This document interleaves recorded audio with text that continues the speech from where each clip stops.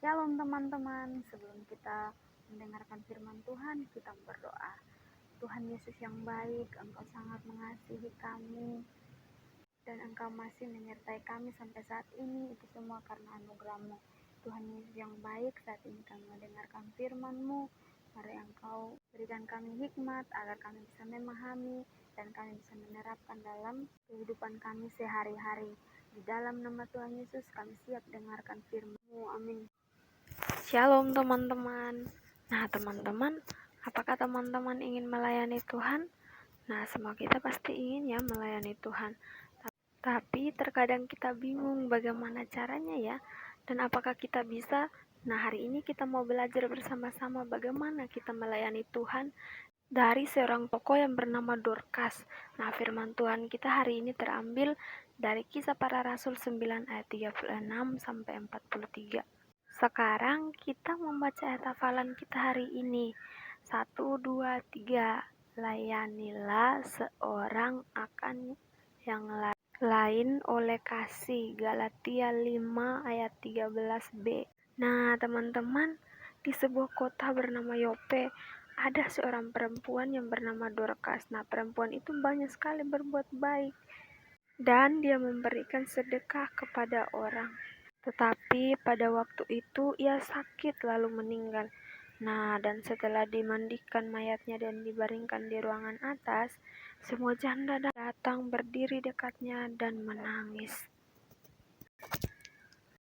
Ketika murid-murid mendengar bahwa Petrus ada di Lida, maka murid-murid meminta Petrus untuk pergi ke Yope. Nah, Petrus ini segera pergi ke tempat mereka. Nah, ketika Petrus sampai di sana, orang-orang yang ada di situ mereka semua menangis, menunjukkan pakaian dan baju yang dibuat Dorcas semasa ia hidup. Tetapi Petrus ini menyuruh semua orang yang ada di situ keluar, lalu dia berlutut dan berdoa.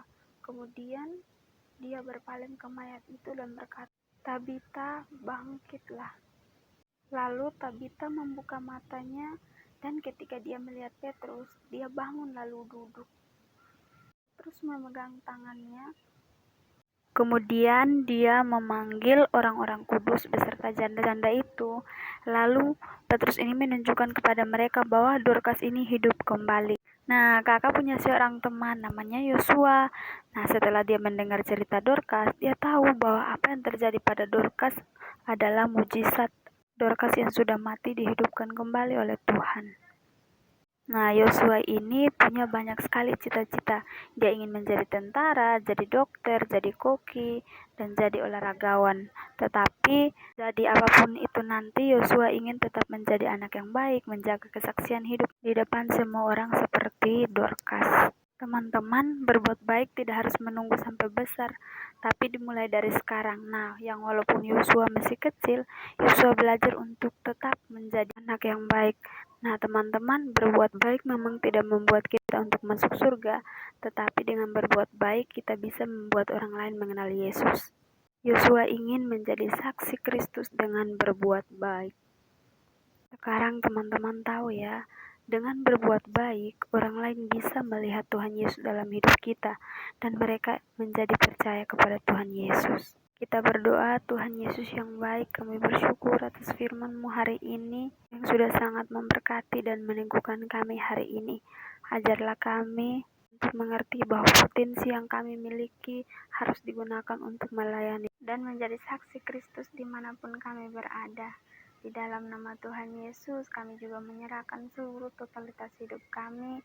Biarlah Engkau terus menolong, memberkati, dan menyertai kami. Di dalam nama Tuhan Yesus, amin.